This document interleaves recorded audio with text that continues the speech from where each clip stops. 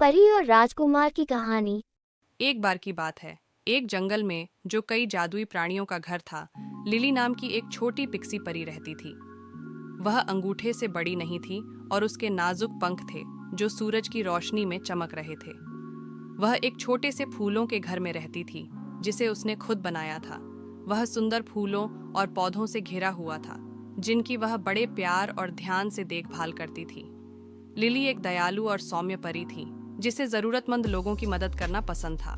वह अपने दिन एक फूल से दूसरे फूल तक उड़ने, रस इकट्ठा करने और पराग फैलाने में बिताती थी, और वह मधुर गीत गाती थी जो पूरे जंगल में गूंजते थे। उसका संगीत इतना सुंदर था कि जंगल के अन्य प्राणी उसकी आवाज से मंत्रमुग्ध होकर रुक जाते और सुनने लगते।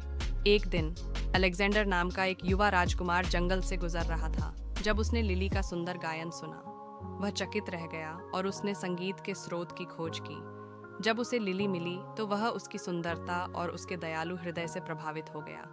उन्होंने घंटों बातें की और राजकुमार को जंगल के जादू और वहां रहने वाले प्राणियों के बारे में पता चला। वह मोहित हो गया और उसने वापस आकर लिली से दोबारा मिलने का वादा किया। जैसे जैसे दिन बीतते गए, अलेक्जेंडर अधिक से अधिक बार लिली से मिलने जाने लगा। वे बातें करने और गाने में घंटों बिताते थे और राजकुमार को उस नन्ही परी से प्यार होने लगा। लिली पहले तो शर्मीली थी, लेकिन जल्द ही उसे एहसास हुआ कि उसके मन में भी राजकुमार के लिए भावनाएं हैं। वे अविभाज्य हो गए और वे अक्सर एक साथ साहसिक यात्रा पर जाते थे, जंगल की खोज करते थे और नई चीजों की खोज करते थे।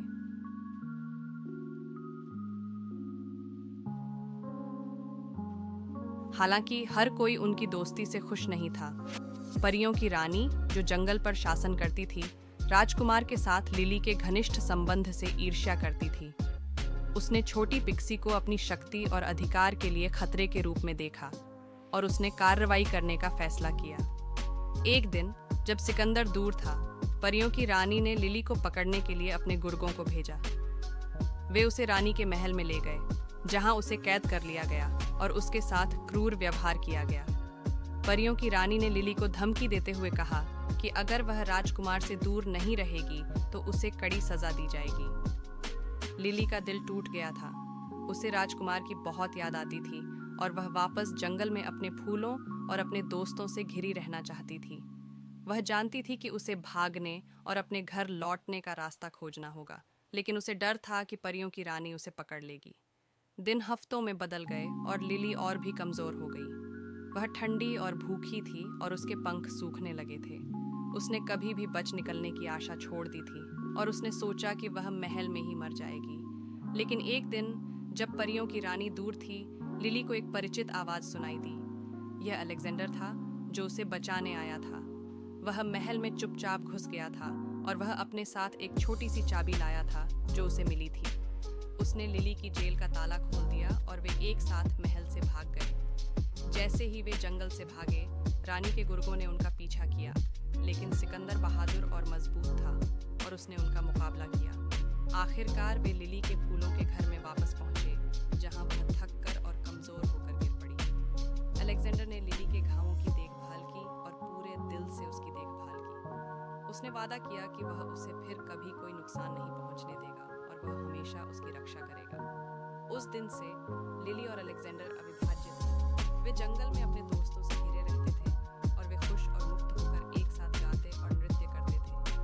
और परियों की रानी, उसे एहसास हुआ कि सच्चा प्यार किसी भी जादू से अधिक शक्तिशाली है और उसने दोनों को हमेशा एक साथ खुश और संतुष्ट रहने की अनुमति दी। और इस तरह नन्ही पिक्सी परी और राजकुमार हमेशा खुश रहे। उनका प्यार और दोस्ती उन सभी को प्रेरित करती थी जो उन्हें जानते थे।